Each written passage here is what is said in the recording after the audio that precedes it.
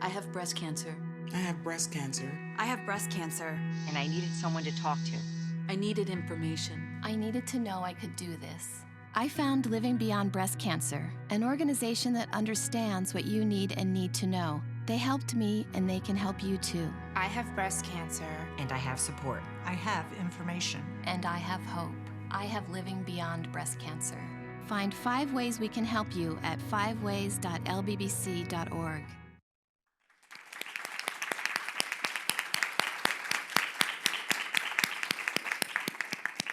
Good evening, everyone, and welcome to Living Beyond Breast Cancer's 360, Running on Empty, Fed Up with Fatigue. My name is Janine Guillermino, and I am the Senior Director of Programs and Partnerships at Living Beyond Breast Cancer, and I'm so pleased to serve as your moderator this evening. Tonight, we're going to be talking about fatigue, which is an issue that affects virtually every person affected by cancer, regardless of age or stage. But there are some really unique issues for younger people with breast cancer, and we're excited to get into those tonight with our wonderful panel of professionals and lay people who have so much to say about it. Before we jump in, though, I have some folks to thank, and I'd like to start by thanking our collaborators at Johns Hopkins Medicine. They've been wonderful partners in this program, and we really do thank them. And on behalf of both Living Beyond Breast Cancer and Johns Hopkins Medicine, I'd like to thank the Centers for Disease Control for the cooperative agreement that makes programs for young women possible at both of our organizations. I'd also like to thank Novartis and Chico's FAS for their sponsorship of this program, and our promotional partner at the Ullman Fund for Young Adults with Cancer. So we'd like to also welcome here you in our live audience and those in the studio, including our newly trained 25 young advocates on behalf of Living Beyond Breast Cancer. Can you guys make yourselves known? Living Beyond Breast Cancer has been doing programs for young women for more than 25 years, and I hope that you'll look for some of these young women in your community to learn more about the programs and services that we offer. I'd also like to shout out Helga Torres, who's Hear My Voice volunteer and who is doing a 360 watch party in Georgia with her facility at Piedmont Health at Henry. Thank you so much for doing that, Helga. Just to give you an outline of what we'll be covering this evening, we have 60 minutes together. We're going to start out by talking a little bit about what fatigue looks like in a young person with breast cancer. Then we're going to talk about communication. What are some of the challenges in talking to your providers or to your peers about something that they may not expect to be seeing in you? And then we'll get to the meat of our program, which is talking about practical solutions that you can apply to improve your fatigue. And then we'll also talk about medical and complementary methods that you might use. And throughout the program, we will be taking your questions. You can text them to our number, which is 610-365-7532. And my colleague, Erin Allam Hansen, will be taking those questions throughout the program, and we're excited to hear from you. With that, I'd like to briefly welcome our panelists. First, Lillie Shockney. She is a registered nurse, a professor in the departments of surgery and gynecology, and a University Distinguished Service Professor of Breast Cancer at Johns Hopkins in Baltimore, among her many titles. So we welcome you today, Professor Shockney. Happy to be here. Thanks for being here. And also I'd like to welcome Sam and Jamil, who we'll hear from later in the program. So let's start with you, Professor Shockney. So you've dedicated your career to serving young people with cancer and to cancer patients, and you, in fact, had breast cancer as a young woman yourself. Yes, 26 years ago. Yep. And can you just start by telling us, what does fatigue look like in a young person with breast cancer? Fatigue is different than being tired. Fatigue is very chronic, and it's a tiredness that just won't go away. Doesn't matter what time of day it is, doesn't matter what you're doing. It's like a wave that comes over and just continues to stay with you. And how might fatigue look different for a younger woman than for an older woman, a postmenopausal woman? I think primarily, young women are incredibly busy. Not to say that older women aren't, but women that are postmenopausal usually have slowed down a little bit, we hope. Those that are young women have not slowed down. They're multitaskers. They've got lots of balls in the air, taking care of themselves, of family, sometimes also extended family. They're working, maybe going to school, and are accustomed to having a very fast pace every day in their life. When this kind of fatigue hits, it kind of derails them, derails what they're going to be able to do on any given day. So many patients have said, I feel like I aged 10 to 15 years. And that's probably a pretty accurate assessment as to how their body's talking to them. And what are some of the reasons that breast cancer or breast cancer and its treatment might cause some of these fatigue symptoms? There's a very long laundry list of these, and it is important whenever we can to figure out what is the cause, because by knowing the cause, we're in a better position then to be able to manage it and hopefully treat it effectively. Anemia is a cause. Dehydration is a cause. Worrying is a cause. Not getting the right amount of sleep that is truly restful sleep. Weight gain is a cause. Changes in our body image and how we look at ourselves can be a cause. Clinical depression. And studies have been done with breast cancer survivors demonstrating that as many as 70% of breast cancer survivors meet the definition for clinical depression. That's a big number, and that certainly is a worrisome number. Trying to do more than you can possibly do because you're believing that if I just press on, I will overcome this fatigue today, which usually is not going to be the best way that we can have a solution for this. So lots of reasons, but also we'll talk about some solutions too. So that actually leads to my next question. With so many causes, what are some of the broad solutions that we might address this evening? So one that sounds counterintuitive, but one of the best ways to overcome chronic fatigue is power walking. Power walking for 30 minutes, 5 times a week has been studied, evidence-based research to demonstrate specifically for breast cancer survivors that it can diminish fatigue by as much as 71%. That's a big number. Now you may say it really doesn't make sense. I'm too tired to power walk, but it gets your blood pumping, which also increases your red blood cells to make sure that your blood counts are up and where they belong. It's distracting, which is something also is very helpful. And it also gives you the ability to get out there and look at the world in a different way. Unless you're running around your living room, just around the coffee table, it's best to be outside when the weather is decent. Walk with a buddy, someone else to motivate you to get out there and do this. Is of anything that I can tell you tonight, power walking is the best. Getting adequate sleep. Adequate sleep means 7 to 8 hours of restful sleep. People that are really busy, usually they forfeit their sleep in order to get more things done in a day. That's not a good idea. Truly is not.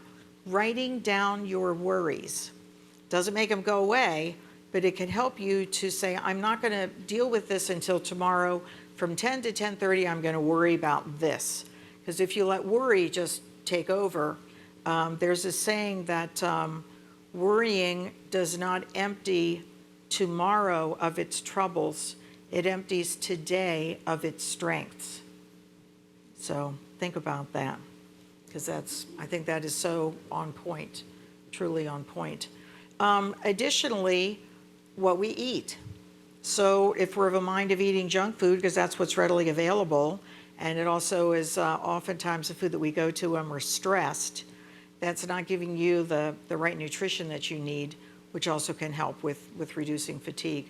Staying away from caffeine, staying away from alcohol also are 2 effective ways to diminish fatigue.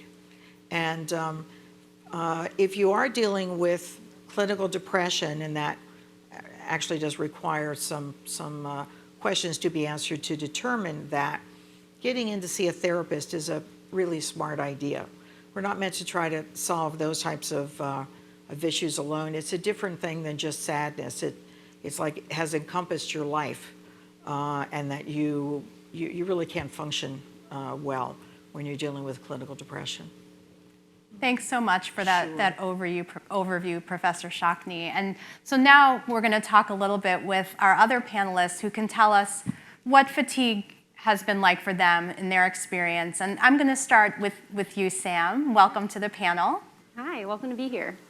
So Sam, you were diagnosed with stage 2 hormone receptor positive breast cancer a few years ago, and through your treatment and diagnosis, you learned it was BRCA1 positive, so a lot of information all at once, and you decided to move forward in terms of your treatment with a double mastectomy, chemotherapy, and tamoxifen, which you are still taking now. Tell us a little bit about when you first started noticing fatigue and how it may have changed over time since your diagnosis. Sure. So when I first started chemo, I was 26 and working full time. And fatigue during chemo would just kind of hit me like a wall. It was like I would just hit this stopping point. If I was at work, my eyes would kind of glaze over and I almost like couldn't see straight. And then I would say, okay, gotta go home. And fortunately, I was in a workplace that was very understanding. But since then, and after finishing treatment, it does definitely come in waves. That's the perfect way to describe it. For me, it's a little bit more about adjusting my life and managing my expectations. To-do lists, for example, have shifted. But also, I don't really know adulthood without cancer survivorship. Sure, 26 is an adult, but it's not really an adult, you know. So I don't really know where I'm 30 and aging, or or if this is because of my cancer. I sometimes joke that I'm an old lady that looks 30, and that I'm an old lady on the inside but youthful on the outside. And people, I laugh about it, but I think that's kind of the truth. I really appreciate that. Thank you for sharing that, Sam. I'd like to now introduce Jamil, who is our other panelist. Welcome, Jamil. Hi, thank you. And Jamil, you also have hormone receptor positive breast cancer, but you were diagnosed much more recently in March with metastatic breast cancer or stage 4 breast cancer. And for those of you who may not be aware of what that is, that's breast cancer that's traveled away from the breast and nearby lymph nodes to a distant area of the body. So Jamil will be in ongoing treatment. And Jamil, you're a really busy person. You're a chief financial officer at your business, and you have 3 children between the ages of 5 and 17. So a lot to manage along with a metastatic breast cancer diagnosis. Share with us how fatigue has impacted your life over these last few months. Well, when I initially started chemotherapy, it was just like how it's been described, a wave, a wall. I couldn't function as I normally do. Just my work is, of course, very demanding. At home is very demanding. And I literally, and I have to get chemotherapy weekly, I could not move. I was just stuck to the couch. My entire body was aching, in pain. I joked to my husband, the only thing that doesn't hurt are my ears. You know, everything was hurting, and to the point where I couldn't even function, where I had to ask him to make me a cup of tea. You know, it was just, and then I saw how, you know, my children were already frightened by the fact that, you know, mommy is not herself. She's, you know, sluggish. She's not behaving the same. I'm coughing a lot, sleeping a lot. Also, mommy's lost her hair. You know, there's a lot going on. And I was just thinking, well, what's the point of me fighting and going through chemo if I'm not going to have the same quality of life? So I need to do something and be able to at least be their mommy. I definitely scaled back a lot of the other things that I was involved with, but I wanted to, of course, you know, still continue to work, be, you know, active with my family. I have a large family. We're always constantly doing things. And I wanted to be involved with that. I didn't want to miss out. And Jamil, what are some of the strategies, briefly, that you've employed so far to deal with fatigue? Well, it's interesting how Dr. Shockney was talking about some of the different things that I have introduced into my life that I wasn't even sure were actually having an effect.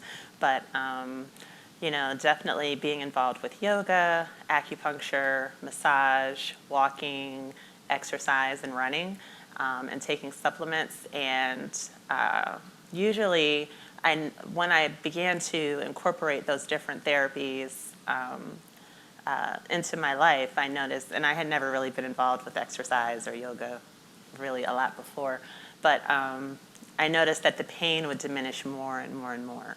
And then it was only one day of pain. And then I could actually partake in some activities with the kids. And then I remember there was an event going on that I was scheduled to go to the next day, and I had mentioned to my husband, I said, well, you know, the pain hasn't come. I hope it doesn't come tomorrow, you know, but it hasn't come back since. And so I really think that these different therapies, and I'm able to keep up with my boys, I'm able, you know, to be their normal mommy, and I'm able to keep up with work, and but I'm also very focused on the same way that I have my chemotherapy sessions. I'm very focused on making sure that, you know, I'm going to walk, and I'm, you know, doing all the different therapies that I need to in order to keep the pain at bay. That's great, Jamil. And it's great to hear that both you and Sam have found strategies that have worked for you. And one of the ways that we do that is by being able to talk about what it is that we need. And something that we've been talking about as we've been preparing for the program is how do you communicate both what you're experiencing in terms of the fatigue and how do you get that information. And Jamil, you had talked to me a little bit about the first conversation that you had with your healthcare provider about fatigue. Can you tell us a little bit about how you reported it and your doctor's reaction to that?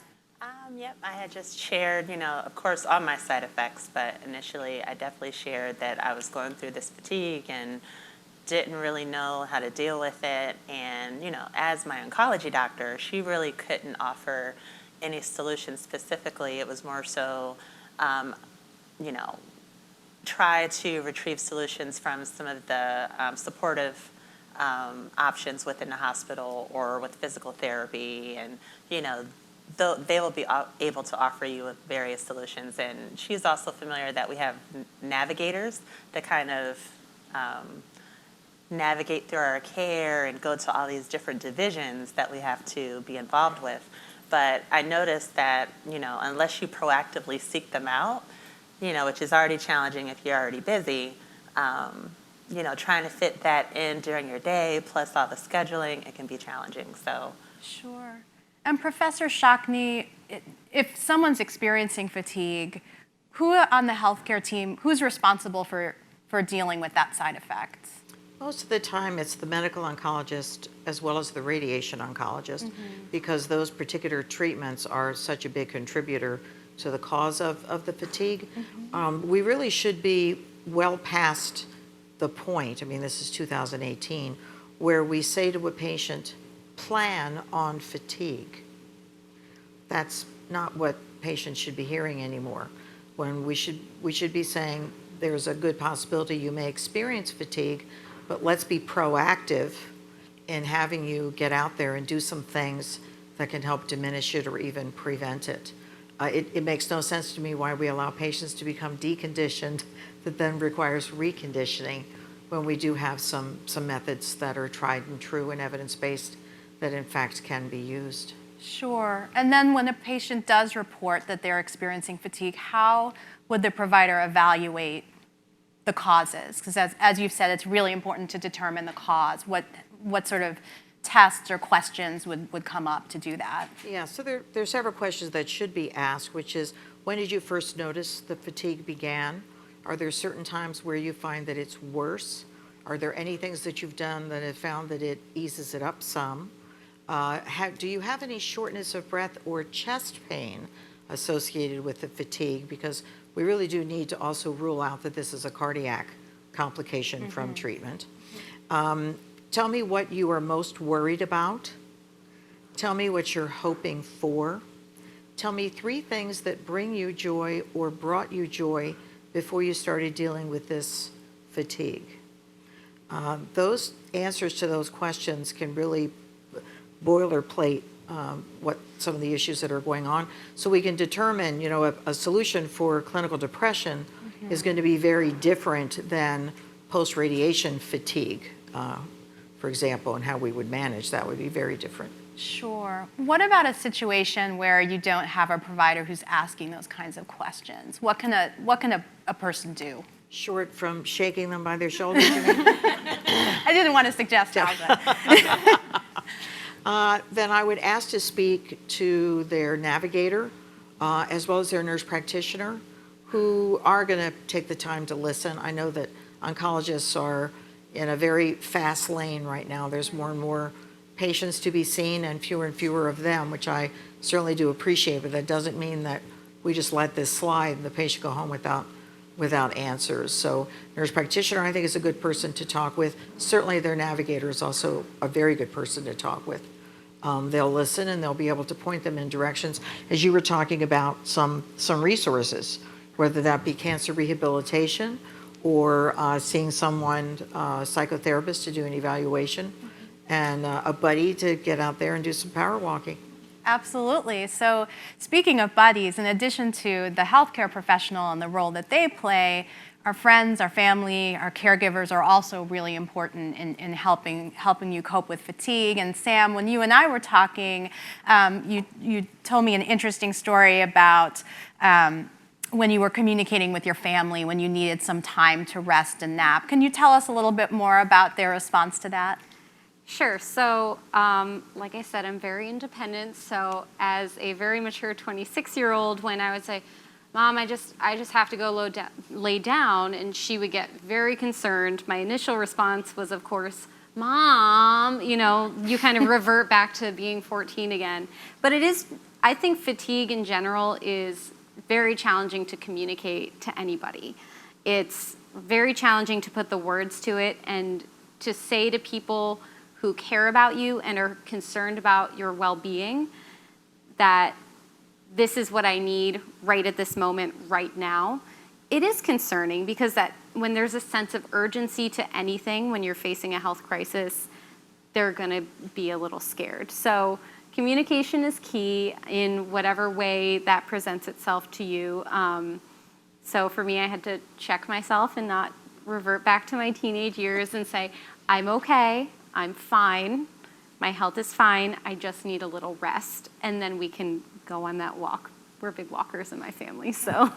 That's great, Sam. And are there other keywords or trigger words that might be good for someone to use, Professor Shockney, when they're trying to talk to a caregiver? I think one of the things that that family members need to understand is that this kind of tiredness is different than the kind of tiredness that they personally would experience, and that it is something that is not isolated just for this patient, for their loved one. Family members are very frightened that this is a sign that the cancer is back. So they want to get control over it, which they couldn't do before, but they want to do it now.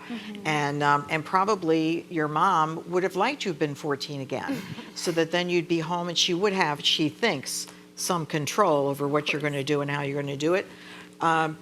Telling, family, I need a 20-minute power nap. My oncology team has talked to me about this and said this is one of the ways that I can better manage my fatigue. Or I need to get out there and do some power walking. I'm going to start off slower with 5 minutes and then 10 minutes and build it up to 30 minutes. And I'd love for you to get out there and do it with me. Giving them literature too, so that they have maybe a little more confidence than just you telling your mom. Is like, trust me, Mom, I'm telling you the truth. If they can read this as evidence-based information, I think that also calms their nerves a bit so that they're not hovering over you. Now, it certainly, too, is important that your family isn't trying to make you rest too much. One of the odd things about a power nap is that if you go beyond the 20 minutes, let's say you lay down for 2 hours, when you wake up, you are more tired than you were before you took that, quote, nap, unquote. So fatigue feeds fatigue, and we have to make sure that isn't happening. And family members will say, go to bed, stay in bed, which is not a good idea unless it's 10 o'clock at night. Right. And that reminds me that both of our panelists here are working.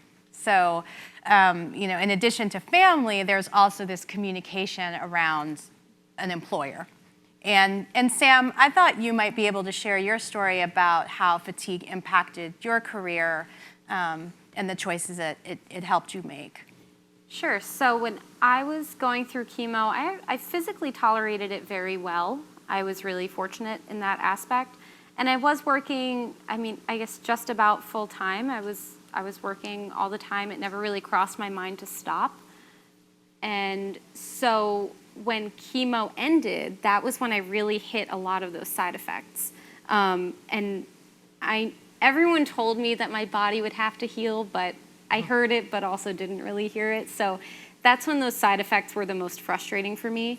And that's when the fatigue and the chemo brain, the concentration really set in. And so while my work was very understanding throughout treatment, it was really challenging to communicate these issues with my boss after treatment because I expected to be fine, they expected to be fine. So that's where I struggled. Since then, I have changed careers, not for that reason, but I find myself once again in a very supportive environment that understands I work in the cancer field, so I don't know what would happen if they didn't understand, but I'm happy where I am now, and I do have a lot more independence where I can kind of work around any fatigue that I may have. Thanks for sharing that, Sam. And Professor Shockney, for employers, how can they learn more about how to interact with employees who may be affected by breast cancer? I think oftentimes employers do assume the treatment's done, so you should be back to normal. This is a life-altering experience. Not only are you physically not back to normal, but you're mentally not going to be back to normal either. You've been in touch with your mortality, right? This is as life-altering, I think, as it can get. One of the things I discourage survivors from doing is saying to their employer, "I feel tired," because that word "tired" is a universal word. But explaining, I am still dealing with side effects of my treatment, which may linger for a long time. And I'd like to discuss reasonable accommodations so that I can still be productive and get the work done while also managing these side effects. Not even necessarily saying fatigue, because that still may be a word that they're making assumptions about. Some businesses have a program that Johns Hopkins is providing called Work Stride, Managing Cancer at Work.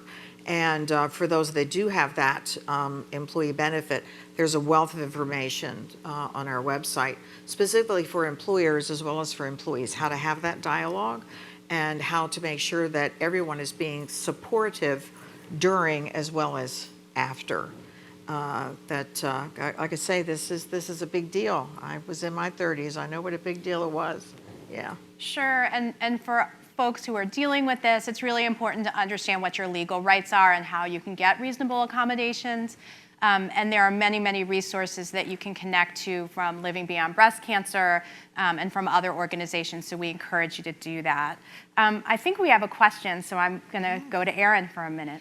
We've received actually a number of questions, and so a couple of them are about exercise, and some people are expressing they know they want to do this, but it's really hard to push themselves to take that next step and to get up and move. Someone has written in that their plastic surgeon wants them to lose some weight before reconstruction, and they're trying to eat more healthy, but they're tired, and how do you push yourself to sort of do the power walking and that sort of thing. We also have another related question about someone who's dealing with neuropathy and sort of what are safe exercise or how to deal with that when there may be limitations for actually walking with the effects of neuropathy in the feet. Okay. Yeah. So I'll talk about both of those if that's all right. Oftentimes people think, well, I've got to get out there and do 30 minutes right now. And this is something you can build up to. If someone does 5 minutes of power walking today, that's a home run for them. And then tomorrow, let's step it up to 10 minutes. Maybe they're still at the 5 minutes and they're exhausted, then stay at the 5 minutes. But the goal is to keep raising that bar until you get to 30 minutes and not going beyond 30 minutes. This isn't intended to be, some type of a marathon that we have to push. Once someone does it and succeeds with the 5 minutes, there's self-motivation. And if you can, drag a friend out there with you, that person can be your cheerleader and be cheering you on. Now, the gal who's looking to have reconstruction done, I'm hoping having her silhouette restored will be a motivator for her, because each step that she's going to be taking of doing any kind of exercise is going to help her reach her goal with her plastics reconstructive surgeon to have that part of her treatment and her silhouette whole again.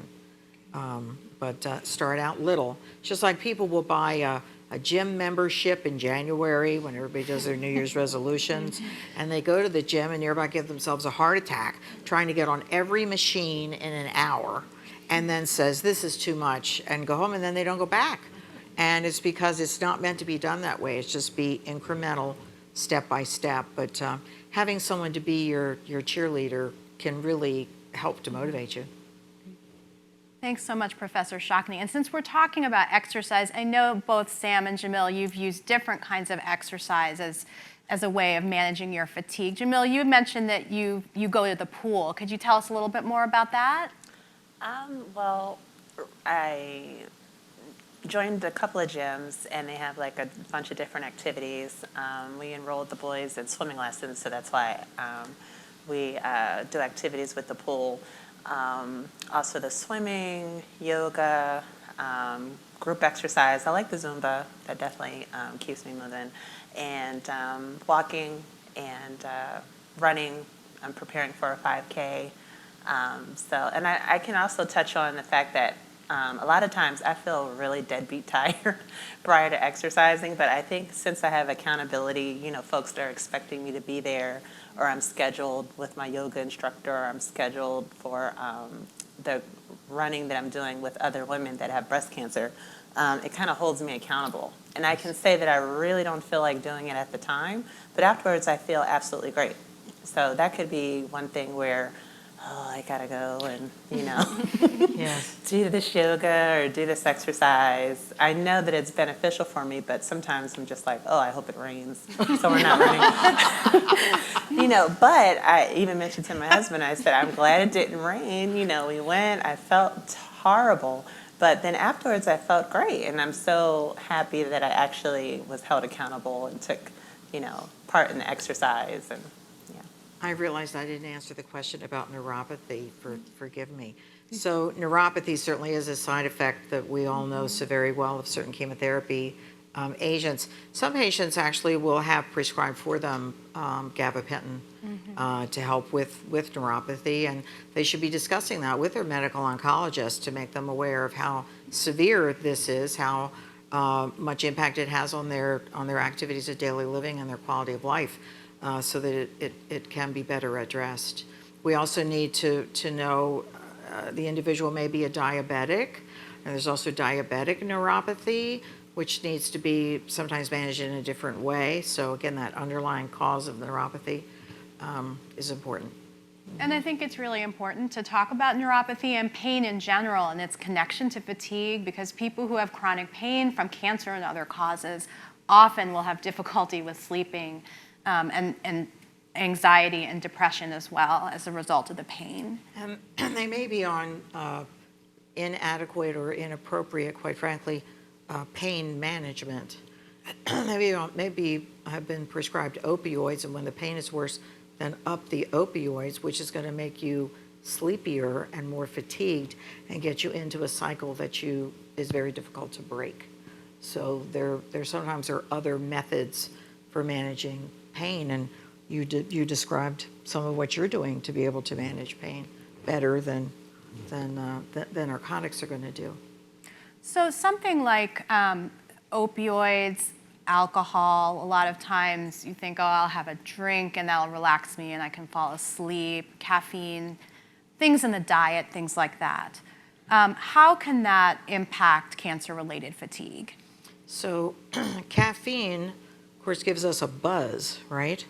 And it keeps that buzz for quite a few hours after we finished drinking coffee or soda or tea or whatever it is that's a caffeinated beverage. I discourage people from having caffeine after 3 p.m. because it's going to stay in your body and prevent you from sleeping at 10, 11 o'clock tonight, even though you last finished it and you can't remember what time it was, but you say, oh, that was long enough ago, and it's not. Alcohol, though it can initially make you feel restful, also can keep you awake. And when we're thinking about, and I know that this happens, individuals will say, I'm going to have caffeine in the morning to wake me up. And then I'm going to have maybe a sleeping pill or a pain pill and a glass of wine to help me go to sleep. That's not a good cycle to get into. That's really a dangerous cycle to get into. And the other is that people will be tempted. You can go to the checkout counter. I don't know. I spoke to somebody in a local store and said, I want all of these gone from this counter. This is terrible. It was these little bottles that was, drink this and you'll, bzz, for 6 hours, you'll have all the energy that you need. Don't do that. That is not your friend. That really is your enemy. Far better to have a healthy diet and figure out what's preventing you from sleeping. Something that you touched on, Sam, was that you're now on Tamoxifen. I remember that drug well. Long ago for me, but it's memorable. The gift that kept on giving, right? We certainly do want it to do its job in preventing us from getting breast cancer again, but it can hurl you into menopause, right? And with menopause also is insomnia.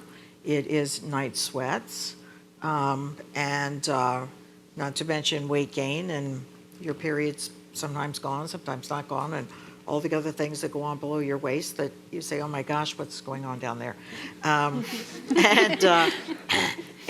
I can remember, my own husband saying to me, I thought we were done with treatment. And I said, we need to change that discussion because the oncologist did say, congratulations, you're done your treatment. Here's your prescription. Well, if he's giving you a prescription, it doesn't sound like you're done, does it? Right? And yet, my husband was there. He heard I was done. And he's saying, this doesn't feel like we're done. I said, we're not done. That we're done the acute phase. Now we're moving into the chronic phase. And we really do need to have our loved ones, our significant sweetie, our parents, others, our best friend, even our coworkers understand what this means, because it is like being hurled well beyond 30. Mm-hmm. Sure. And Sam, Right. you had talked about some of the symptoms you've experienced from tamoxifen. What are some of the things you've experienced, and how did you deal with those side effects? In respect to sleep, I definitely get the night sweats, the hot flashes. So I wake up, I throw all the blankets off of me, and then a half an hour later, I wake up again freezing, pull all the blankets back on, and it's kind of a tug and war with myself. But the other thing is, on the side of the bottle, it doesn't say insomnia, it doesn't say hot flashes, it says sleep disruptions or sleep disturbances, right? What a kind way. Right. to So phrase that. I thought that would be insomnia, but unfortunately for me, it comes in the forms of this insane dreams, like crazy, vivid dreams. So then when I wake up from these dreams, I then have to fully wake myself up and kind of differentiate dream versus reality. And this probably happens like 4-ish times a week. I fortunately am able to fall back asleep, but 7-8 hours of constant good sleep just doesn't really happen for me. And I just have to sometimes adjust accordingly. If I slept really poorly the night before, sometimes I gotta cancel my plans the next day and say, sorry, I gotta go to bed. Like, Have you tried a pillow called a actually is a brand name, Cool Pillow or a Chillo Pillow? I've thought about it, but Can you tell us Are a little those bit real? more about that, Professor those work? Shockney? They do. What are these pillows? Yes, so they're pillows that are actually cold, and they stay cold. It isn't like you're laying on ice or something, but it remains cool. Whoever thought this up, I hope they made a lot of money because I think it's pretty clever. And I have advised patients to get a pillow called Cool Pillow, which most department stores carry. And another option is Chillo, is the Chillo. That is something that's very cold that does slip into your pillowcase on top of your pillow. But the Cool Pillow is an actual pillow. I and prefer it stays- puns, so I would probably go with the Chillo. There you go. There you go.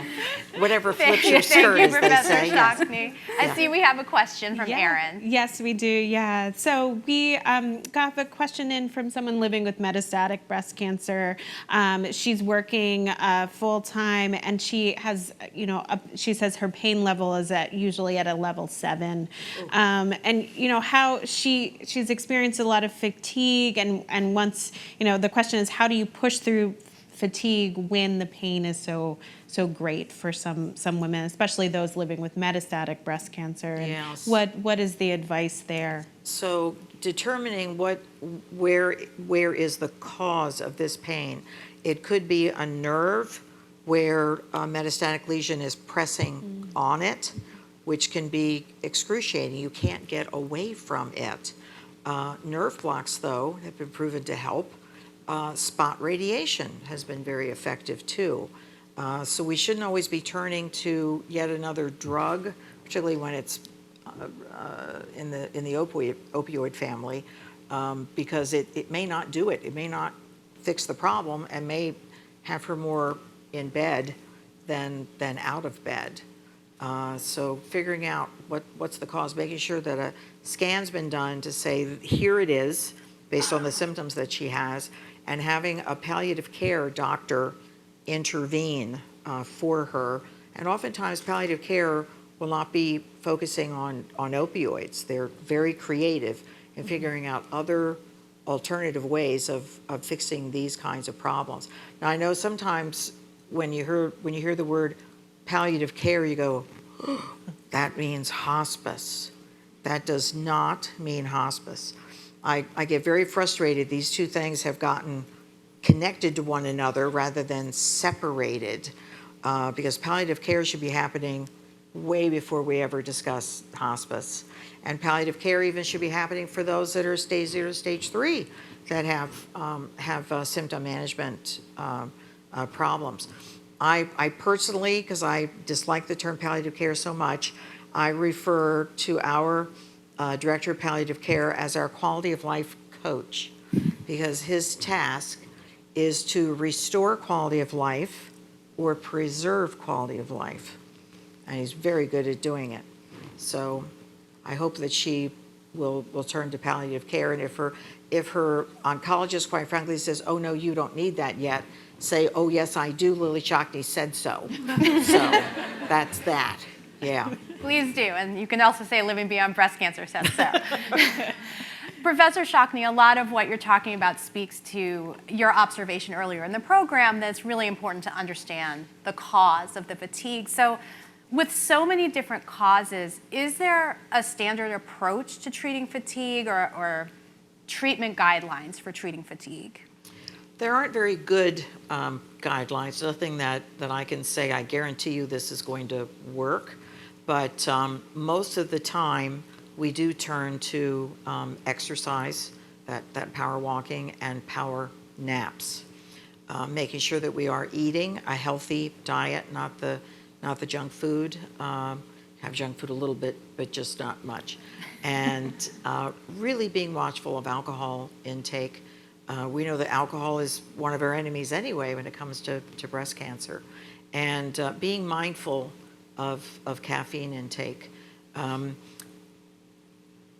When the cause may be clinical depression, that needs to be addressed. No one should be suffering with clinical depression alone and think that power walking out of it is going to do it, because it isn't. That this is someone that really does need to have perhaps even antidepressants prescribed and psychotherapy to kind of dig out of that hole. You know, when you're diagnosed with breast cancer, you bring all of the baggage of your life to this disease. You had life before and you have life after, but all of the things that have happened to you through your life, you may very well bring to this table. I like to ask patients at that first consultation, tell me your relationship with your breasts. Is this your best feature? Is this your erotic zone? Do you remember when you got your first bra? Was this a happy day? Do you enjoy bra shopping? Do your underpants match your bra? That tells me a whole lot. And if someone is having, as that first phase of their treatment, perhaps surgery that is really going to alter not just their body image to others, but to themselves. How are they looking at themselves? That can hurl them into a depression. Now, I had a woman a few weeks ago who said to me, when I asked her these questions, and she said, oh, honey, she said, I only needed my breasts to catch a man and feed my babies, and I'm done with both. It's like, okay, well, I know where she's coming from. This is good. Different perspectives for different experiences. Yes. So I think it's really important that you brought up clinical depression and anxiety. Something else that we've talked about in preparing for the program is just the ongoing stress of modern life. And Sam, you and I had talked a little bit about FOMO, fear of missing out via social media, having to deal with friends who don't really get it. And I was wondering if you could just talk a little bit about how you address that with your peers, you know, who are in their 30s or going out, they're busy, they're doing things, and you're coping with a lot of different experiences. For me, the FOMO was a little bit about managing my own expectations. I'm an extrovert. I love spending time with my friends. Prior to cancer, if someone invited me to something, I always said yes, and I would go, and it was great. But then cancer came and went, and so things got a little bit different.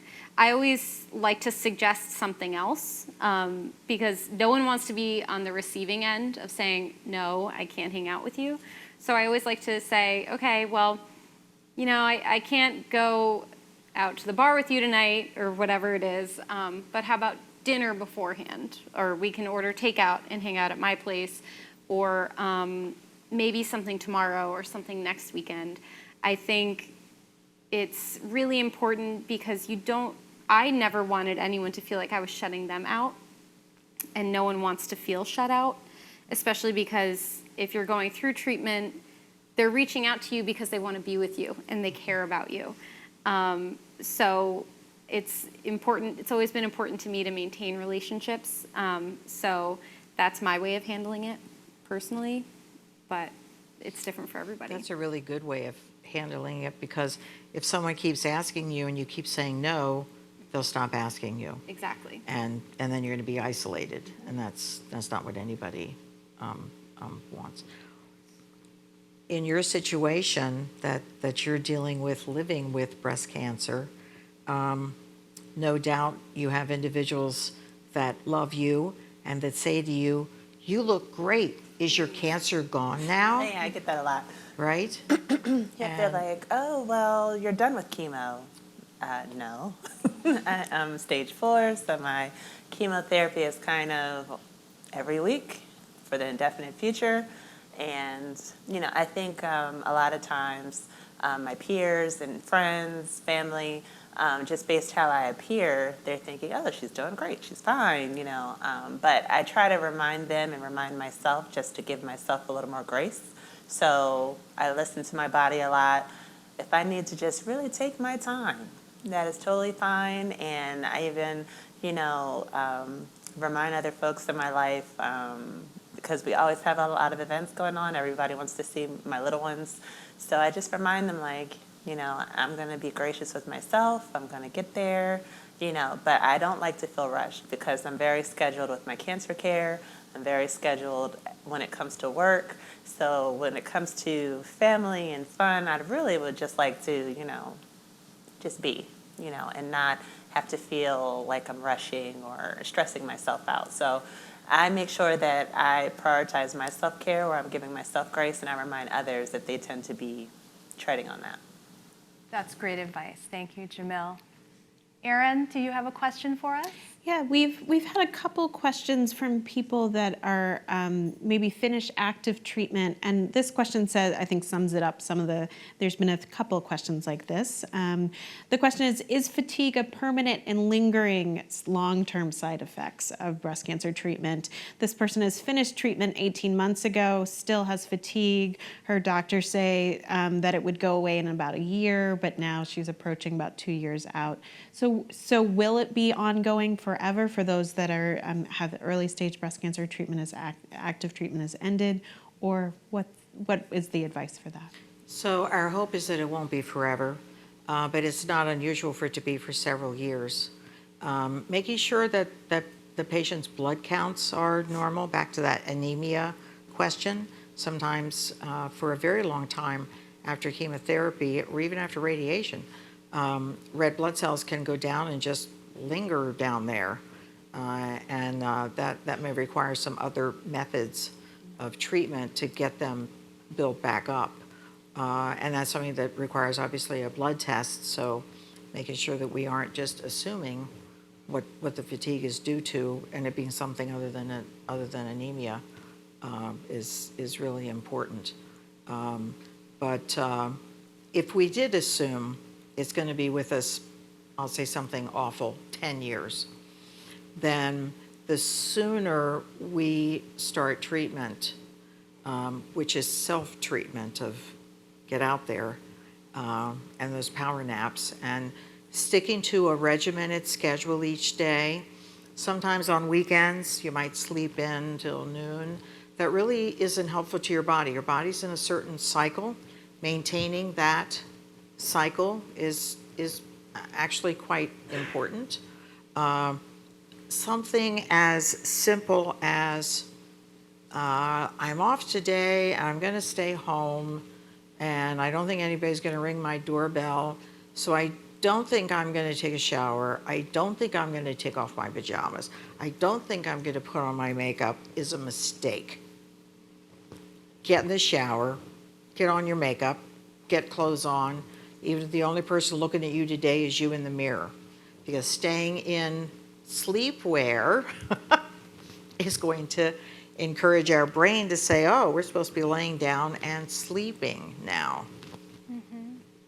So Professor Shockney, say someone tries all these interventions. They've tried exercise, they've tried changing their sleeping habits, they've eliminated caffeine, and they're really not having relief. What can they do?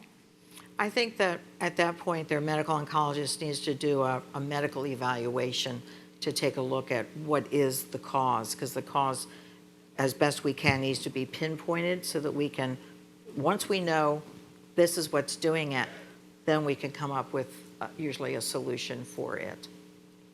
Mm-hmm. Erin, do we have another question? Yes, we have quite a few. One question is about what role stress plays with interacting with fatigue, and is that a role, and what are strategies to decrease stress? So stress causes not just fatigue, it causes all kinds of medical problems that oftentimes we underestimate, I believe. And chronic stress is truly debilitating. Acute stress, I'll give an example of an acute stress. You had a fender bender, nobody's hurt. You're going to have a rental car for 10 days, and then your car will be back. That's an acute stress. You're taking care of your mother who has Alzheimer's. That's a chronic stress, right? She's been living with you for 9 months, and now you're wondering if you're going to also end up with the same neurological condition that she has one day. Stress taxes our immune system.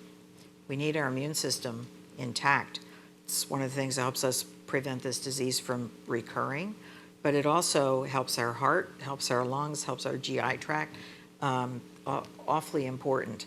And as I said earlier, the worrying does not empty tomorrow of its troubles. It empties today of its strength. So I believe in writing down the things that I'm stressed about. And I take a look at them and I'm like, is this worth worrying about? Do I have control over this? Because some of these things, as my daughter would say, Mom, release, just release. A friend of mine who is a survivor of stage 3C breast cancer, she's now 19 years out. She was a tax accountant, and she had worked for the same company for 12 years. And her boss, who I knew very well, loved her because she was the most meticulous one. Says right down to the penny, I can always be guaranteed that she's gonna, have these papers right. And she went back to work and she said, I don't feel like sweating the small stuff anymore. If we're within $100, I think you should be happy. Man almost had a stroke. But I thought, good for her, because she saw this as something that wasn't important to her anymore. She's not working as a tax accountant anymore. I was going to say, I'm not sure I want my accountant doing things within $100, but she's working in a department store. He's very happy. Yeah. I think you make a really important point, which is that people have the power to make changes, and they have the power to maybe try a different strategy than you might have thought of before. So I think we had put up an infographic that talked about some different strategies that people could try. And I didn't want to end the hour without asking Jamil, because I know you talked with us about acupuncture as a method that you had not really used all that much before.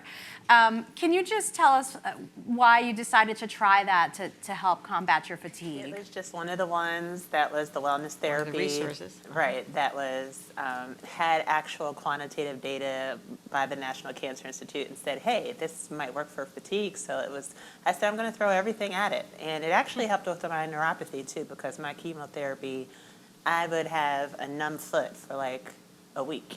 It helps with nausea as well. I don't know if you've had Actually, any of those I problems. was lucky enough not to have any of the nausea. But again, with the stress and,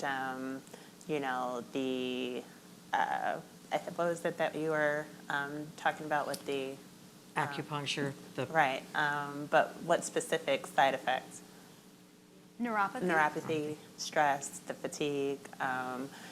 I think the yoga is definitely a good option, and the acupuncture a good option as well. So meaning not having the body aches, not having the stress, not having neuropathy. I think all of them have been contributors to alleviating, those side effects. How often are you going? Once or twice a week. Yeah. So yoga once or twice a week, acupuncture once or twice a week, and then as far as the stress, I am journaling and meditating.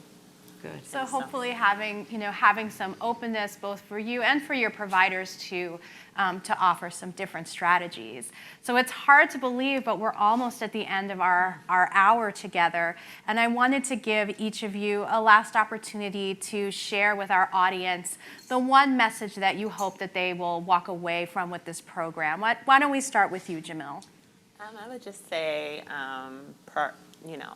this is your life, this is your health, prioritize it. And even though it sounds very overwhelming to have all these different things that you can try, just inch into it a little bit. Just take on one, see how you respond to it, listen to your body. Don't think that you have to grab everything by the horns and be overzealous, but just introduce a lot of different things, these different options that were discussed here, and see how it works for you. And don't think that you have to do everything all at once and prepare for a 5K or, but do a little bit of yoga, do a little bit of walking, take power naps, and see how your body responds to it. And then just continue to support yourself by prioritizing and incorporating it with your cancer care, and it can work wonders. Thanks, Jamil. Sam? I would say you're not alone, and there are so many resources out there. We've presented a lot tonight. When it comes to starting an exercise routine, if cost is an issue, YouTube is really great. There's tons of free resources on YouTube for exercise, from everything from chair yoga, like literally sitting in your chair and stretching and getting moving that way, down to some pretty intense cardio things that are not my favorite. So just, again, start where you can. And I think it also is just all those things that we know we quote unquote should be doing really do make a difference, unfortunately. Thanks, Sam. And Professor Shockney. So I want you to know that you just said a pun because you said, what do you want people to walk away with? Wow. Wish I could say I did that on purpose, but. That if you're dealing with fatigue and your provider isn't listening to you, find someone else who's going to listen to you. Don't just suffer through. You deserve quality of life, and this is a key component of that, is being able to control and compartmentalize your fatigue. Thank you so much, and thanks to all of you. Why don't we give a hand to our panelists?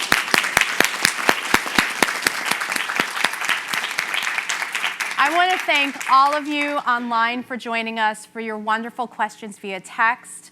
And I just want to say a couple more thank yous again to Johns Hopkins Medicine for their partnership on this program. And I also want to thank again Chico's FAS and Novartis for their sponsorship. For more information on fatigue and young women, and for all our information on young women with breast cancer, you can visit lbbc.org/youngwomen. And you can also visit johnshopkinsmedicine.edu for more information. And finally, I would like to thank the Living Beyond Breast Cancer staff for doing a fantastic job at this event tonight, and all of you. And I hope that you have a wonderful rest of your summer. Take care.